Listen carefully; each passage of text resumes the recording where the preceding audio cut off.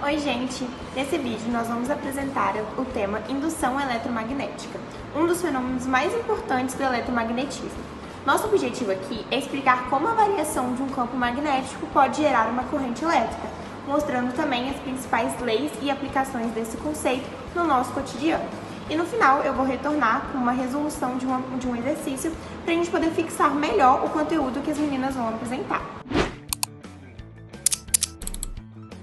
Bom, talvez vocês não saibam do que se trata a indução eletromagnética, mas é basicamente um movimento se tornando eletricidade. E nisso a gente pode ver com o fluxo e a movimentação frente ao campo magnético. E também num exemplo prático de um funcionamento de uma usina hidrelétrica. Para começar, vamos falar de duas fórmulas que fazem parte do mesmo fenômeno, a indução eletromagnética. Elas se complementam e são super importantes para entender como o magnetismo gera eletricidade. A primeira é a do fluxo magnético, que mostra quanto o campo magnético atravessa uma área. Já a segunda é a da força eletromotriz induzida, que representa a tensão elétrica gerada quando o fluxo muda com o tempo. Mas essa parte da força eletromotriz, a Duda vai se aprofundar um pouco melhor.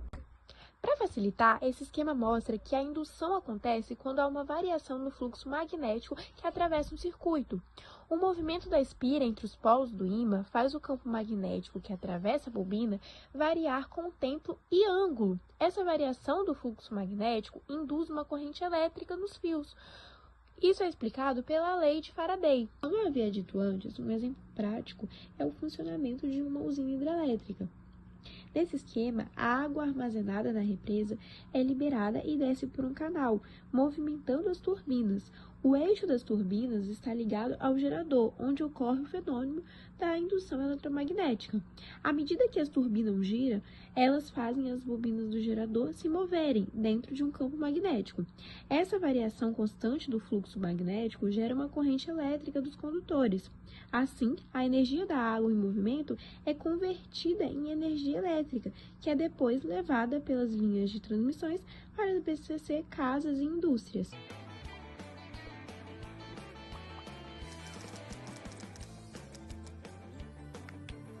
Bom, gente, imagine que um simples movimento de um ímã pode acender uma lâmpada. Isso pode parecer mágica, mas é pura física.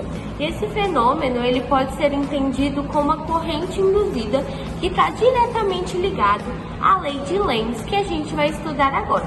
E o que seria essa lei de Lenz? Bom, gente, a lei de Lenz parte de uma ideia de que uma corrente induzida, ela gera o seu próprio campo magnético induzido. Vale lembrar que esse campo ele deve ser oposto à variação do fluxo que produziu a corrente. Então, se você empurra um ímã em direção à espira, você faz com que o fluxo magnético aumente da esquerda para a direita. Para que esse campo induzido ele se oponha a esse aumento de fluxo, como requer a lei de Lenz, como ela fala, a espira ela precisa ter seu campo magnético induzido apontado para o lado oposto, ou seja, da direita para a esquerda. De acordo com a regra da mão direita, como a gente já estudou, o campo magnético induzido no centro da espira, ele só vai apontar para a esquerda se a corrente estiver no sentido anti-horário. Assim, se você empurrar a extremidade do norte do ímã em direção à espira, ele vai induzir uma corrente anti-horário em torno da espira. Bom, gente, agora suponha que o ímã seja puxado para longe da espira, da direita para a esquerda. Há, então, um fluxo magnético para a esquerda através da espira. E vale lembrar que, nesse caso, o fluxo ele diminui à medida que o ímã se afasta. De acordo com a lei de Lenz, o campo magnético induzido na espira, ele se opõe a essa diminuição. Para isso, o campo induzido ele vai precisar apontar para a esquerda. Assim, à medida que o ímã é movido, a corrente induzida, ela surge no sentido horário. Você já ouviu falar em um metal que freia sozinho quando passa por um ímã? Isso acontece por causa das correntes de Foucault. Elas foram descobertas pelo físico francês Léon Foucault, o mesmo que demonstrou a rotação da Terra com o famoso pêndulo. As correntes de Foucault são correntes elétricas induzidas que aparecem em materiais condutores quando há variação do campo magnético. Imagine uma placa de alumínio passando por um campo magnético. As linhas do campo mudam com o movimento, e isso gera pequenas correntes circulares dentro do metal, as chamadas correntes de Foucault. Essas correntes produzem o seu próprio campo magnético, que se opõe à variação que as criou, a famosa lei de Lenz. O resultado? Uma força de resistência que transforma parte da energia de movimento em calor. Por isso, um exemplo é o disco de cobre, que gira entre os polos de um ímã e acaba desacelerando sozinho, sem nenhum contato físico. Apesar de causarem perdas de energia em motores e transformadores, as correntes de Foucault têm várias aplicações úteis. Por exemplo, elas são usadas em freios magnéticos de trens e montanhas russas, em testes destrutivos para detectar rachaduras em metais e até em fornos de indução para aquecer metais rapidamente. Talvez você já tenha escutado esse termo transdutor, mas não saiba o que era ou então não tenha ideia do que seja um transdutor. Então, vamos descobrir o que é um transdutor e o que isso faz. A palavra transdutor não está relacionada a um componente específico, mas sim a um conceito para dispositivos capazes de converter uma grandeza física em outra grandeza física. Os transdutores normalmente convertem uma grandeza física em sinal elétrico, seja ele tensão, corrente ou resistência. Um dispositivo capaz de converter as ondas sonoras em sinal elétrico analógico é chamado de transdutor, mas também conhecemos como microfone. Os transdutores capazes de converter basicamente tudo o que conhecemos em sinal elétrico, como por exemplo, temperatura, pressão, deslocamento, luminosidade e etc. O transdutor é muito utilizado dentro da indústria para monitoramento de tomada de decisões dos processos industriais.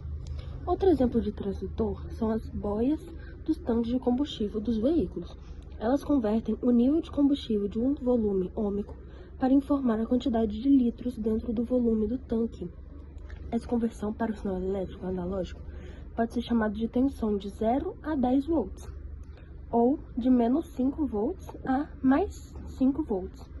Também pode ser corrente de 4 a 20 mA, ou ainda uma variação ômica na saída do transdutor. A força eletromotriz induzida aparece quando existe uma variação do fluxo magnético em um circuito. Em termos mais simples, se houver mudança no campo magnético, vai nascer uma corrente elétrica que surge por meio da tensão, que é a força eletromotriz. Isso é o que acontece em geradores, motores e até no carregador por indução do celular. E a principal fórmula que vai explicar isso é a lei de Faraday, que diz que a força eletromotriz induzida é igual à variação do fluxo magnético sobre a variação do tempo. Essa fórmula basicamente diz que a força eletromotriz induzida ela vai depender da variação do fluxo magnético dividida pelo tempo dessa variação. E quanto maior for a mudança no campo magnético, maior vai ser a força eletromotriz. E quanto mais rápido essa mudança acontecer, maior vai ser a força eletromotriz também. O sinal negativo, o sinal de menos, representa a lei de Lenz, que diz que a corrente induzida sempre se opõe à causa que a gerou. Ou seja, a natureza ela tenta impedir essa mudança no campo magnético. O sinal de menos não significa que está literalmente negativo, mas só quer mostrar que a corrente ela vai se opor à mudança que acontece nesse campo. E a força eletromotriz por movimento, ela acontece se o fio está se movendo dentro do campo magnético. E a fórmula é: a força eletromotriz é igual a B, que é igual ao campo magnético, vezes L, que é o comprimento do fio, vezes a velocidade, que é a velocidade que o fio se move. Então, se o fio se movimentar mais rápido, o campo vai ser mais forte e a força eletromotriz aumenta. E também, se o comprimento do fio for maior, a força eletromotriz também vai aumentar. Bom, gente, nesse exercício, né, ele pede pra gente analisar a alternativa correta a respeito da lei de Lenz. Bom, resumindo, né, o que as meninas já falaram pra vocês, a lei de Lenz, ela diz que a corrente elétrica induzida vai surgir num sentido que se opõe à variação do campo magnético que a produziu. E aí, vendo aqui as questões, né, eu vou pegar cada questão e falar pra vocês o porquê dela está certa ou o porquê ela está errada. Bom, letra A. Letra A diz: por meio da lei de Lenz, determinamos a intensidade da força eletromotriz induzida em um condutor. Bom, por que ela é errada? A lei de Lenz, ela não determina a intensidade, ela só define o sentido da corrente induzida. Quem determina quanto de força eletromotriz é induzida é a lei de Faraday. Então, a gente sabe que a letra A não é. Letra B. A lei de Lenz relaciona a variação temporal do fluxo do campo magnético com a intensidade da força eletromotriz induzida. Bom, a gente sabe que ela é errada, porque essa descrição também está falando da lei de Faraday, não da lei de Lenz. A Lenz, ela é apenas uma interpretação daquele sinal negativo que está na equação da Faraday, indicando o sentido contrário da corrente, não a intensidade.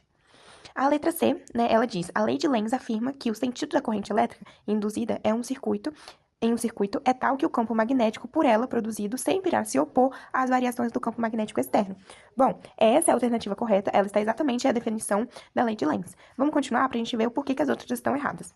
Letra D. A lei de Lenz afirma que o campo magnético produzido pela corrente induzida será favorável às variações do campo externo. Por que ela está errada? É o contrário do que a lei de Lenz diz, né? O campo ele nunca é favorável, ele sempre vai se opor à variação. E a letra E, por meio da lei de Lenz, podemos calcular o módulo da corrente elétrica induzida. Errada, porque a lei de Lenz ela não permite calcular o módulo ou o valor numérico da corrente, ela apenas vai indicar o sentido. O cálculo do módulo depende da lei de Faraday e da resistência do circuito.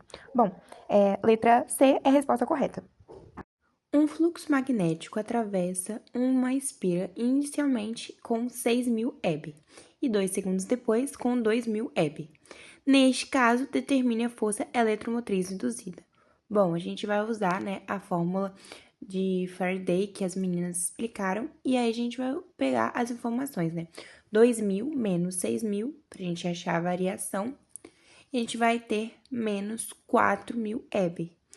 E aí, colocando na fórmula, né, para achar a eletromotriz induzida é menos, aí deu menos 4, então a gente tem que se atentar a isso, né? Menos da fórmula e o menos 4 do resultado, dividido pelo tempo, que é 2 segundos. E a gente vai ter que a força eletromotriz induzida é de 2.000 volts. Letra D da questão.